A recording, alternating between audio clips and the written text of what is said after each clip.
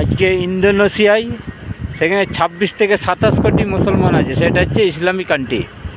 আর আমরা ভারতবর্ষেতে এইখানে প্রায় 40 কোটি মুসলমান আছে, কিন্তু সেইখানের তুলনায় এইখানের অনেক খারাপ অবস্থায় আছে এখানে মুসলমানরা।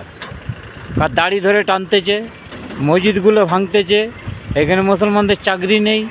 এইখানে কে কী খাবে সেইটা তারা ঠিক করে দিবে, কিন্তু ইন্দোনেশিয়ায় আজকে যে 2% হিন্দু আছে তারা চাকরি করছে, তারা শান্তিতে আছে, তারা সম্মানের সাথে আছে, তাদের সমস্ত কিছু বজায় আছে। আজকে সেটা ইসলামিক কান্ট্রি।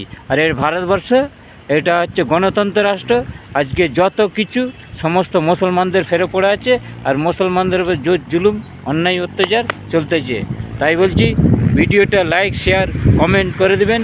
এবং এখানে মুসলমানদের চাকরি নেই, বাকরি নেই, এখানে মুসলমানদের সশঙ্কিতই আছে। এই ভিডিওটা সারা পৃথিবীব্যাপী ছড়িয়ে দেবেন এবং সমস্ত মুসলমান ভাইদের বলছি ভিডিওটা লাইক শেয়ার কমেন্ট সাবস্ক্রাইব করে দেবেন। ধন্যবাদ।